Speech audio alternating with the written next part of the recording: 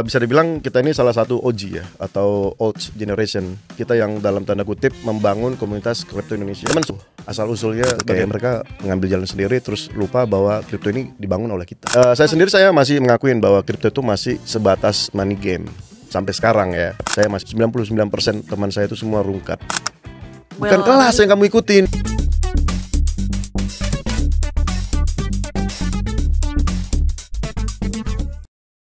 Halo, balik lagi sama aku Vanessa yang seperti biasa kita di sini bakal belajar bareng tentang investasi aset kripto buat para investor dan trader yang pastinya nih selalu setia nih kali nungguin podcast-podcastnya Cuan Talks Ajaib Alpha. Nah, kali ini aku udah bareng sama salah satu financial educator yang pastinya kamu nih harusnya udah tahu nih beliau itu siapa ya. Nah, ini dia, ada Kak Isibel Harto dari Belpot. Tepuk tangan. Boleh dulu Kak, disapa dulu nih penonton-penontonnya. Oke, halo semuanya, Belpots mania kali ya. Yang selalu menyaksikan Belpots, karena di Belpots itu kita bicara tentang segala hal tentang dunia Web3, yaitu kripto, blockchain maupun tentang dunia finansial di kriptonya. Jadi saat ini gue lagi diundang di Ajaib Alpha bersama Vanessa. Dan kita akan banyak ngobrol tentang fundamental dari sebuah aset kripto itu seperti apa. Dan oke, kita mulai. Oke, mantap. Nah, pasti banyak juga nih yang kaget akhirnya ada Bang Bel diundang gitu. Soalnya kemarin ada sih aku ngeliat beberapa komen coba undang Bang Bel, gitu ada ya. Akhirnya ada nih yang undang. Akhirnya kita ngundang nih Bang Bel ke Ajaib. Nah, oke. Bang Bel, kita di sini mau ngobrol-ngobrol aja sih seputar kayak ekosistem kripto lah di Indonesia gitu. Ya walaupun sekarang memang udah kripto ya udah cukup besar lah ya dikatakan betul. Di Indonesia gitu ya. Udah nggak kayak dulu banget gitu, yang masih banyak yang awam dan mungkin belum mulai investasi. Tapi sekarang kan udah banyak lah, bahkan financial educator, influencer gitu udah banyak banget yang bahas soal aset kripto ini. Nah kita sekarang mau bahas tentang kayak trennya nih dan adopsi Web3 gitu di Indonesia gitu. Tapi sebelum aku mau mulai nih, mau tahu pandangan-pandangannya Bang Bel, boleh nggak sih Bang Bel itu perkenalan dulu lah gitu, maksudnya kayak Belpots ini tuh apa sih gitu, latar belakangnya Belpots lah. Oke, thank you Vanessa. Oke, jadi kalau dari latar belakang saya sendiri kan saya itu lulusan dari Telkom University tahun 2008. Nah, jadi ya bekerja seperti biasa di dunia telekomunikasi seperti Ericsson, Nokia, Huawei selama 10 tahun gitu. Tapi ya dunia itu saya rasa dunia profesionalisme itu sudah cukup lah bagi saya. Saya juga udah pernah ke Nigeria, ke Iran, ke Dubai. Jadi pekerjaan-pekerjaan seperti itu saya udah lewatin semua. Nah, saya tibalah waktu di mana saya untuk memulai karir saya sendiri. Karena saya ingat banget tuh pesan Steve Jobs. Don't waste your time for someone else dream. Ya kan? Jangan habisin waktu kamu, hidup kamu untuk mimpi orang lain gitu. Dalam artian ya udah stop bekerja, kan itu artinya kan. Artinya bangun mimpimu dari sekarang gitu. Dan saya rasa itu sangat penting ya buat terutama generasi saya. Kenapa? Karena layoff itu maupun pemutusan kerja itu kita nggak bisa hindarin. Terutama dengan perkembangan teknologi sekarang. Apalagi dengan AI itu banyak pemutusan kerja. Sudah pasti efisiensi dan juga value yang didapatkan dengan pemotongan kerja dengan menggunakan AI itu sangat luar biasa gitu loh. Nah, jadi saya habis 10 tahun berdunia karir, kemudian saya membangun startup saya sendiri. Nah, tapi waktu itu ya bangkrut juga. Artinya saya udah memulai beberapa ini startup kayak Renhouse, Farmfish, MyFace, Colpex, banyak lah. Nah, cuman satu hal yang di situ yang saya ingat bahwa saya memulai ini setelah 8 tahun beberapa perusahaan startup sudah berkembang. Contoh misalkan Tokopedia, Gojek gitu ya atau OVO dan lain-lain, itu sudah 8 tahun yang lalu mereka mengembangkan itu. Saya baru mulai. Udah pasti saya mati gitu loh. Nah, di situ saya mau mutar otak lagi, mutar otak. Apa sih perkembangan terbaru yang saat itu yang saya alamin gitu. Dan di situ ternyata cryptocurrency tahun 2018. Nah, sebenarnya tahun 2018 itu memang sudah masuk ke cycle-nya 2 dari Bitcoin itu sendiri. Karena di awal kan tahun 2008 dimulai. Nah, tahun 2018 itu kayak semacam boom di mana dalam tanda kutip waktu itu ada istilahnya ICO, Initial Coin Offering, di mana orang-orang menawarkan proyek mereka dengan proyek crowdfunding. Nah, di situ saya mulai mengenal kripto. Nah, ditambah lagi komunitas saat itu memang masih kecil. Nah, jadi bisa dibilang kita ini salah satu OG ya, atau old generation. Kita yang dalam tanda kutip membangun komunitas kripto Indonesia. Dan saya bilang ya banyak seperti petinggi-petinggi dari CEO exchange yang Indonesia itu adalah OG kita. Dan mereka ya dulu kita sama-sama ngopi, sama-sama membangun kripto itu gitu loh. Nah, tapi ya penghargaan-penghargaan dari influencer-influencer sekarang saya lihat kayaknya nggak ada gitu. Kayak mereka mengambil jalan sendiri terus lupa bahwa kripto ini dibangun oleh kita. Gitu sih. Iya.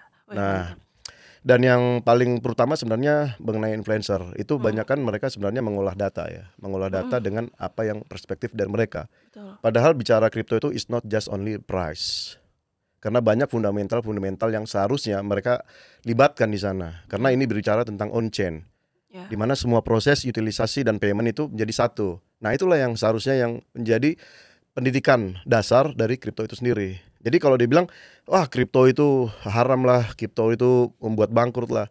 Ya karena memandang kripto dari sisi pricing.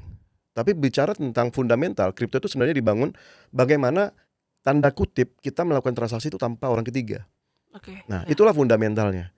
Nah sehingga untuk pengembangannya itu kan kita harus masuk ke dalam utilitas-utilitas atau use case. Nah pada dasarnya tahun 2018 itu semenjak ada membangunkan use case, ide-ide dari kripto itu sendiri, itu hampir 98% itu adalah project rungkat. 90% itulah project scam gitu loh. Memang penipu semua gitu. Nah ini yang harus diajarkan. Nah jadi jangan, woi ini cuan, bakalan cuan. Not talk about that gitu. Nah jadi di Bellpost itu saya tuh sangat anti terhadap bicara tentang trading. Tapi lebih ke arah ide, bicara bisnis, tentang bagaimana pengembangan dari si cryptocurrency ini untuk ke kehidupan sehari-hari. Seperti itu sih. Oke, mantap. Wah, tepuk tangan boleh nih. Nih buat para Gen Z nih yang mungkin sering di komen sama milenialnya, malas kerja segala macam, mungkin bisa nih contoh ya nggak usah ngikuti perjalanannya juga sih kalau bukan yang kalian mau, tapi rasa curiosity-nya gitu dari Bang Bel ya, biar nggak malas-malas amat lah di mata milenial. Iya. Oke, Bang Mel, kalau kita udah mulai masuk nih ke topik kita hari ini. Iya. Tadi soal tren adopsi Web3 gitu ya. Kalau menurut Bang Mel sendiri, tren utama Web3 di Indonesia saat ini tuh lagi kayak apa sih? Indonesia ya. Di Kalau Indonesia. bicara Indonesia, banyakan mereka FOMO. Banyakan. Apapun itu, mau dia NFT, mau dia trading di exchange ataupun di DEX gitu ya, atau yang sekarang lagi terkenal kayak pump fund. Semuanya bicara FOMO, dan memang FOMO ini dalam tanda kutip adalah jebakan. Nah jebakannya apa? Jebakannya ya sangat simpel aja, trading. Nah padahal di kripto itu sebenarnya ada suatu hal yang lebih besar yang namanya investment gitu. Misalkan lah tahun 2018 kamu beli Bitcoin itu harganya mungkin $6.000. Sekarang sudah hampir berapa? 2 miliar kan harganya sekarang. Betul. Nah itu adalah investment. Nah kalau kamu trading, saya bilang tahun 2018 itu kita mulai trading, hampir 3 tahun semuanya rungkat. 99% teman saya itu semua rungkat. Nah makanya mereka membangun bisnis. Kenapa? Karena membangun bisnis ya mereka adalah sebagai sebagai pemilik dari koinnya kan. Mereka adalah sebagai suppliernya kan gitu. Nah tapi kalau dibilang bagaimana apakah trading bisa dalam tanda kutip memberikan lu kekayaan, ya saya bilang terus terang nggak bisa. Tapi kalau kamu main di kripto sebagai investor jangka panjang, kamu bisa kaya luar biasa. Nah itu yang tidak bisa dialamin oleh orang Indonesia. Karena orang Indonesia kan pengennya kan masuk 1 dapat 10. Dan dalam waktu tempo cepat gitu. Cuan cepat. Iya nggak bisa. Tapi apakah ini terjadi dalam dunia kripto? Iya, terjadi. Kenapa? Kita lihatlah pergeseran waktu pandemi ya. Waktu pandemi itu tahun 2019-2020 gitu ya. Nah pada dasarnya uang yang masuk ke seluruh dunia itu sangat tinggi. Karena waktu itu Fed mencetak 40%. Duit seluruh dunia lebih banyak dari Fed saat didirikan sampai tahun itu. Dan itu duitnya inflow-nya sangat luar biasa sekali. Dan apa yang terjadi adalah malah pergerakan duit-duit itu masuk ke kripto. Why? Karena apa? Karena di kripto itu untuk pergerakan satu hari itu bisa 50%, 100%, even sampai 1000% pergerakan dari suatu harga koin itu gitu. Dan itu tidak ada kayak di Indonesia ya, aset-aset bursa efek tradisional itu kan ada auto reject bawah, auto reject atas gitu ya. Ketika misalkan udah 30% dalam satu hari itu langsung reject dan suspend gitu. Tapi di kripto enggak, 24 jam. Dan itu kalau misalkan 1000%, 100% juga no problem gitu. dan sifatnya global. Anda bisa bayangkan misalkan setiap orang di dunia ini invest 100.000. Kalau Indonesia mungkin kita punya hampir 278 juta ya. Iya. Katakan yang trading mungkin hanya 3% dari itu. Tapi kalau global kita punya 7 miliar. 7 miliar dengan 3% itu ada berapa? Dengan hanya invest ke 100.000, itu nilainya triliunan gitu loh. Nah itu yang menyebabkan kenapa kripto sangat digemarin. Nah kemudian perkembangan yang luar biasa juga memang terlihat dari aplikasi saham itu juga ya. Saya juga pemain dalam, boleh sebut nama ini ya. Boleh. Saya dulu pernah main di iPod juga, iPod trading tahun 2005. Dan saya rasakan, waduh gila itu perkembangannya lambat banget. Ya kita bisa nilai lah perkembangan dari IHSG sendiri setiap persen paling berapa? Paling 4%, 3% loh itu. Setiap tahun loh itu. Iya. Saya merasa kalau 3% ya mendingan nabung aja gitu loh. Nabung kan kita udah dapat 7% setahun gitu ya. Iya. Ngapain saya di saham? Kan gitu. Nah ketika kita ngelihat kripto ya luar biasa, terutama misalkan Bitcoin 6.000 jadi $6.000 ya, $6.000 jadi berapa, 21.000 dolar gitu. Itu kan luar biasa perkembangannya itu. Dan disitulah perbedaan antara trader sama investor. Nah sekarang Anda menentukan diri aja apakah menjadi trader atau investor. Sebenarnya kalau menjadi trader itu bagus, cuman harus banyak belajar, terutama misalkan dengan TA, technical analysis.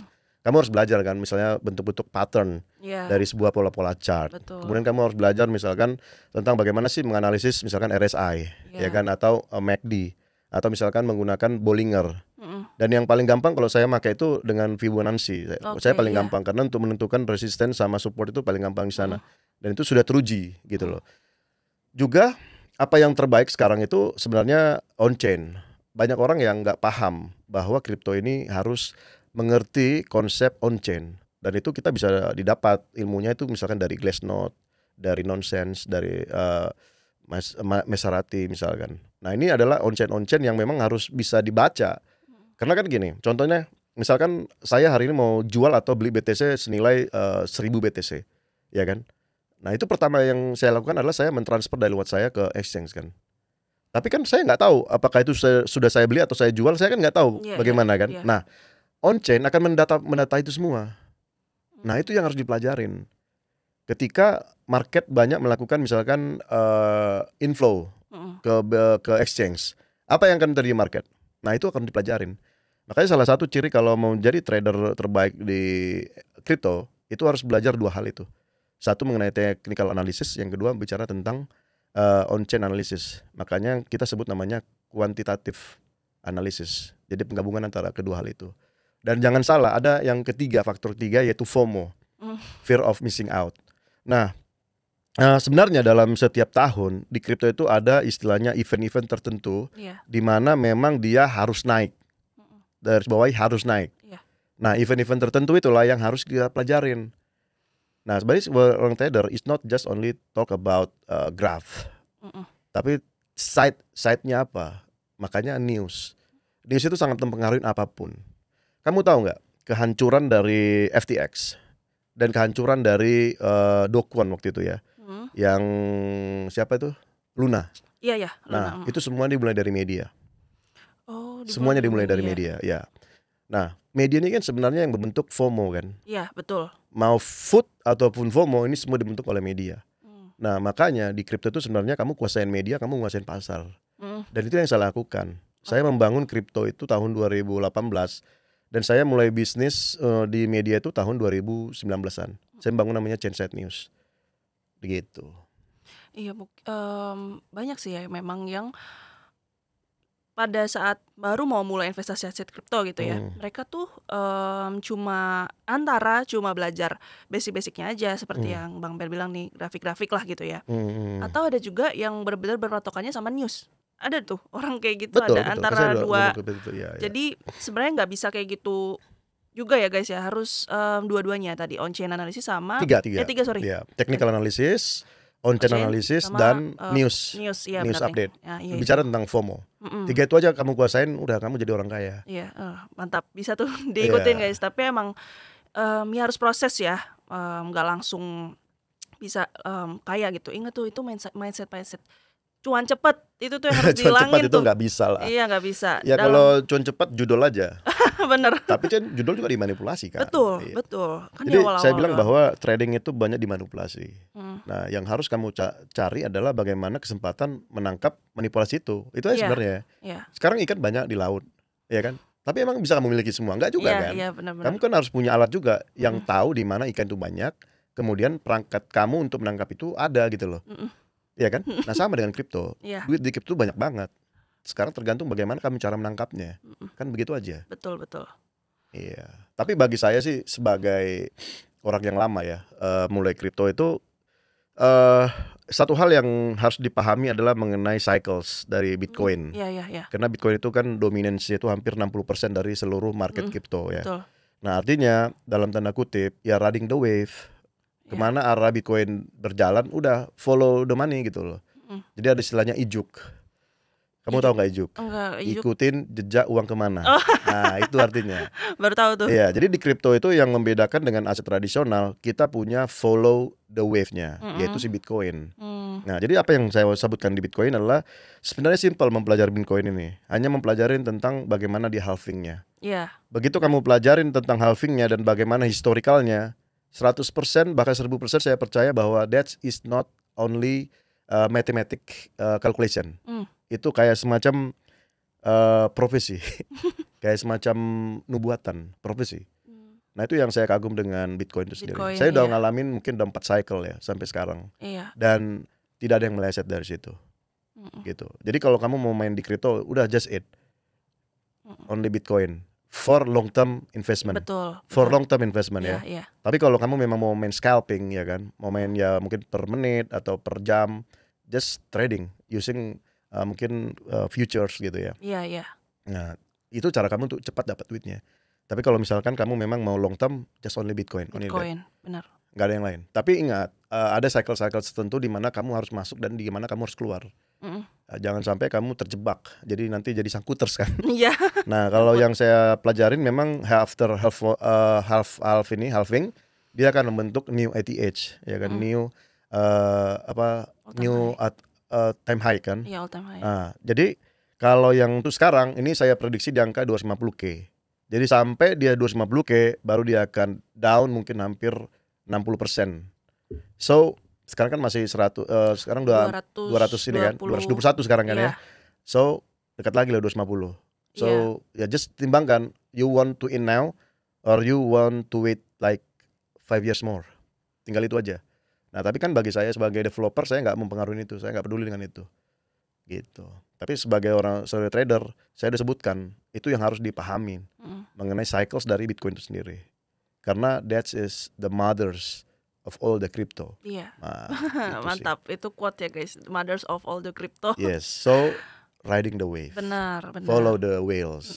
Dan balik lagi harus tahu strategi entry, strategi exitnya ya. Betul. Nah, kalau kita tadi kan Bang Bas sempat mention tuh kalau sekarang juga udah banyak exchange yang ya pokoknya memfasilitasi lah nih buat kita invest aset kripto gitu ya. Nah, kalau menurut Bang Bel sendiri, perannya si exchange ini ataupun project-project kripto gitu ya dalam tren adopsi Web3 nih di Indonesia itu tuh kayak gimana sih tuh? Mereka perannya apakah memberikan peran besar? Dan sebenarnya kalau kita mau bandingin lah gitu si adopsi kita nih di Indonesia dibanding negara-negara Asia Tenggara aja deh yang lain gitu, itu apakah udah cukup kuatkah atau gimana? Kalau menurut saya pribadi sih jauh ya. Dan saya bilang sorry to say, semua CEO exchange di Indonesia ini kayaknya follow their boss. Follow their boss ya, follow their boss gitu. Kesuksesan sebuah exchange kalau kita lihat ya, contohnya di Amerika itu Coinbase, kemudian secara global itu Binance, kemudian sekarang mulai ngikut kayak OKX gitu ya. Nah, apa yang mereka sebenarnya capai, yang Indonesia exchange tidak capai adalah mengenai launchpad ataupun dukungan terhadap Web3 adoptions project. Itu yang mereka tidak lakukan. Coinbase itu paling banyak menghasilkan project-project bagus di atas blockchainnya mereka. Dan mereka itu hampir ratusan juta dolar untuk mendukung project Web3-nya.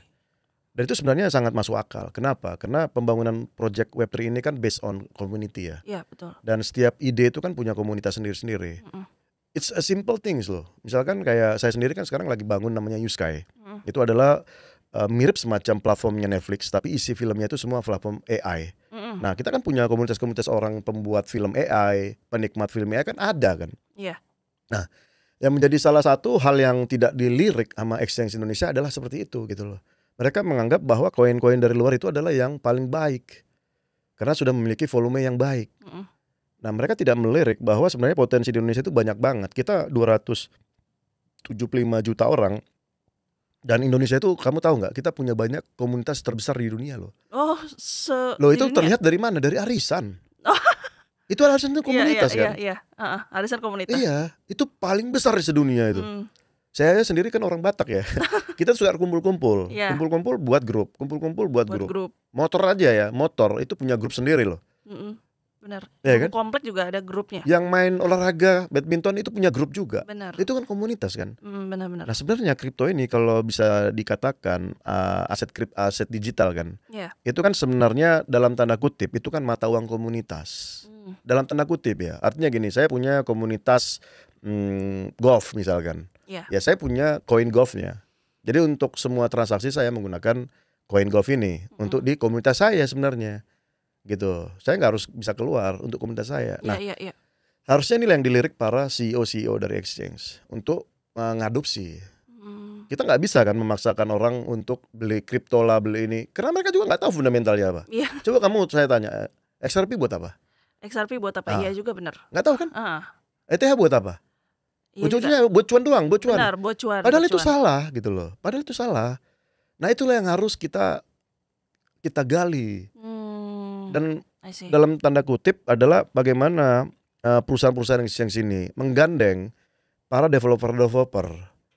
Dalam tanda kutip biayain lah gitu loh, danain lah gitu loh. Berapa sih gitu loh. Cuman kan pengembangan dari situ katakanlah berapa, 100.000 K lah, 100.000 dolar misalkan. Ini kan kamu dalam tanda kutip, kamu sudah akuisisi misalkan 100.000 user kan. Iya. Dengan asumsi $1 1, ya kan. Maksudnya mikir sampai ke sana gitu loh. Kalau kamu hanya untuk ngajak orang, tolong beli permen saya, ya kan? Tolong beli kue saya, kan sama aja kayak kamu jualan kan? Benar nggak? Benar. Tapi coba kali kasih value yang lebih bagus, kasih value gitu loh, value.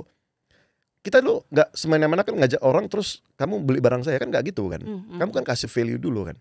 Makanya sekarang kalau kamu di mall gitu, misalkan ada produk baru, mereka kan selalu menawarkan ini kan, tester dulu kan? Testing dulu dong gitu. Kalau kamu merasa itu enak, baru kamu beli gitu. Tapi coba saya paksa, beli dong ini kue saya, ini kue saya, ini kue saya. Kamu sendiri nggak tahu kue kamu itu apa, ya kan? Ada banyak orang marketing kripto. Oh tolong beli ini koin X misalkan. Katakanlah Manta lah, saya sebut lah, koin Manta. Saya tanya, kamu tahu nggak fungsi dari Manta itu apa? Nggak tahu bang. Terus kenapa kamu ngajak orang untuk beli itu? Nah itulah dasar yang salah. Kenapa? Karena itu yang tidak dimasukkan value-nya.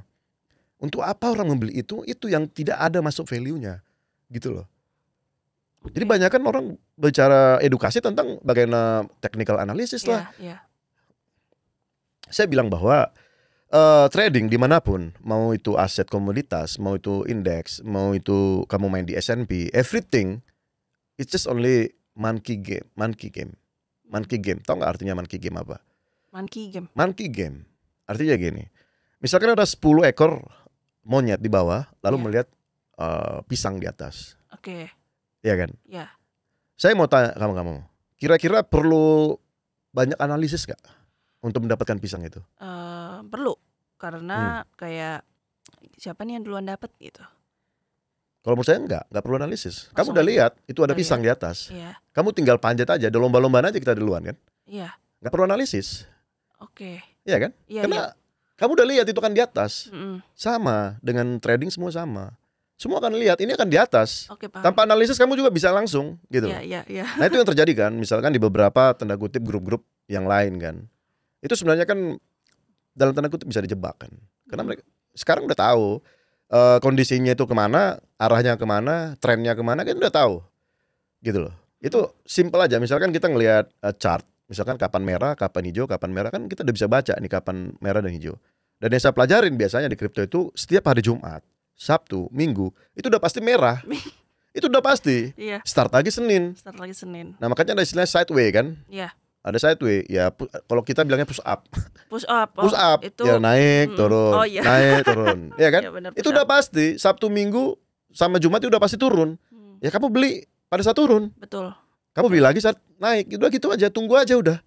Nah tapi ada event-event tertentu yang bisa sampai 5%, 10%, 20% BTC. Ya itu memang itu news tadi. Nah gitu. So finally bahwa trading is not just like mathematical or statistical monkey game. Kemana orang pergi, just go there. Ikutin, iya. Kita sesimpel itu aja. Karena kamu kan followers kan. Iya. Kamu retail loh. Posisi kamu itu retail. Iya. Kamu mungkin invest berapa sih? 1 juta, 50 juta, 100 juta. Di sana itu 1 juta dolar. You're nothing gitu loh. Iya. You're nothing. Kamu itu nggak membentuk pasar. Kenalin dirimu gitu loh. Jangan seolah-olah membahas ini. Lu siapa? Lu bahas turun. Kalau Phil bilang naik, habis lu semua. Kan itu aja kan. Benar. Uangmu nggak terlalu banyak untuk menentukan arah market. Ya kan? Kalau Sun Tzu bilang kenalin musuhmu kan. Untuk mendapatkan uang kita harus kenalin musuh loh. Iya kan? Nah itu salah satu teori Sun Tzu. Know your enemies. Nah enemies kita di trading apa? Ya whale. Iya. Bukan si bocah yang bilang duitnya banyak. Betul. Ya. Whale. Whale itu apa? Whale itu kalau dia punya transaksi di atas 1 juta dolar. Ya. Just it. And bagaimana kamu ngeliat itu? Dari on chain. Kamu tinggal follow ada namanya Whale.io gitu. Tinggal lihat aja. Kalau misalkan saat itu banyak masuk BTC, oh itu bakalan turun. Kalau saat itu banyak masuk USD, oh itu bakalan naik. Sesimpel itu. As simple as that. Just follow the whale. Iya. Gitu. Banyak memang mungkin yang belum tahu sampai segitunya kali ya. Ya mungkin baru ngomong saya baru tahu. Iya makanya. Saya nggak pernah diundang soalnya begini trading saya nggak suka. Oh gitu. Ya, karena bagi saya itu dalam tanda kutip sampah. Padahal yang harus kita kembangkan itu adalah bagaimana kita membangun sebuah aplikasi, membangun sistem. Karena uangnya di situ. Benar. Kita jadi pedagang, bukan jadi pembeli. Itu yang mau saya masukkan dalam anak Indonesia muda itu. Jangan jadi pembeli. Kamu tahu nggak? We are the 10th grade in the world as consumer in crypto. Oh iya, pernah baca sekilas sih. Nah itu terlalu buruk untuk kita sebenarnya. Iya, benar. Ini yang mau kita rubah melalui Bellpods sebenarnya. Bagaimana saya menjelaskan, membuka ide bahwa di crypto itu is very easy to make an apps. It's very easy to get a fund. It's very easy. Tapi banyak orang ya mau cara pintas. Jual beli. Cuan dikit beli udah. Tapi nyatanya apa? Begitu cuan dikit atau cuan banyak diam. Begitu runkat ributnya setengah mati. Bener. Bahkan hanya rugi $10 aja. Sampai beritanya ke istana. Nah gitu. Tapi ya nggak apa-apa. That's Indonesian style. Gue juga nggak bisa bilang bahwa that's good or not. Ya that's us gitu. Ya manusia kita masih level di situ. Betul. Makanya itu dia lah adanya Bellpods ya guys. Mantap. Nah kalau misalkan Bang, tadi kan kita ngomonginnya soal exchange gitu ya. Iya. Kalau ngomonginnya soal kebijakan pemerintah lah gitu. Kan sekarang lagi rame-ramenya kalau Indonesia ini udah mulai mendukung kripto gitu ya. Bahkan wakil presiden kita juga kan pro kripto gitu ya.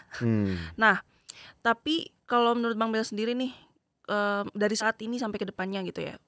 Gimana sih kebijakan pemerintah di Indonesia ya, tepatnya di Indonesia, jangan ngomong di luar negeri.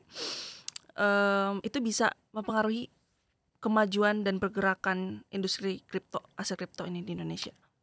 Kita tuh sebenarnya gimana gue bilang ya?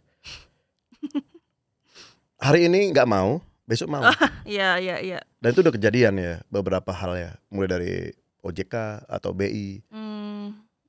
Dulu nggak mau, sekarang mau. Nah, jadi sebenarnya di Indonesia ini agak-agak lucu. Jadi kalau statusnya kita Indonesia kan kamu tahu nggak apa? Kita itu legal but unregulated.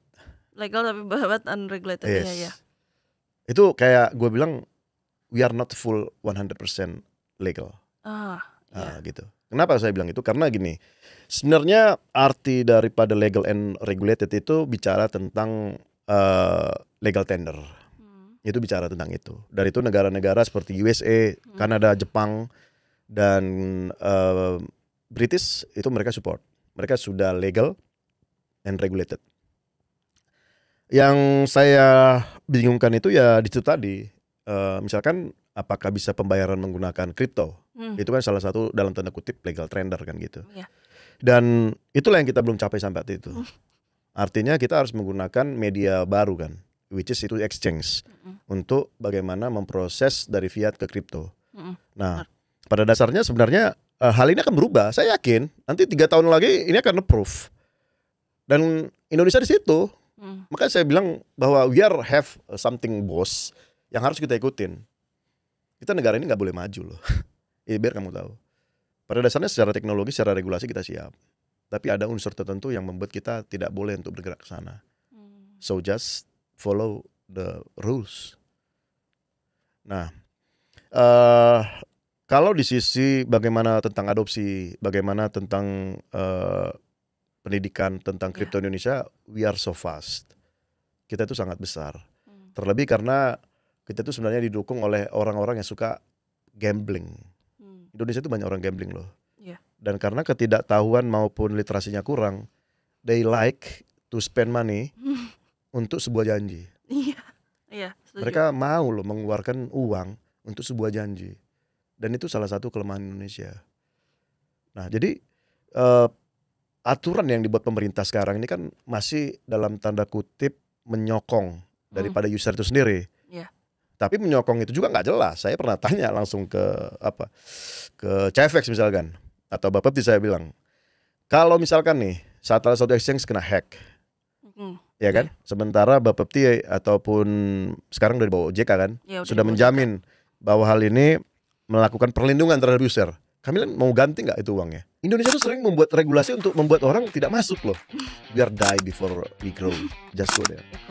Kita sesimpel itu aja. Ikutin aja para whale-whale supaya kamu gak rungkat. Ajaib semua bisa.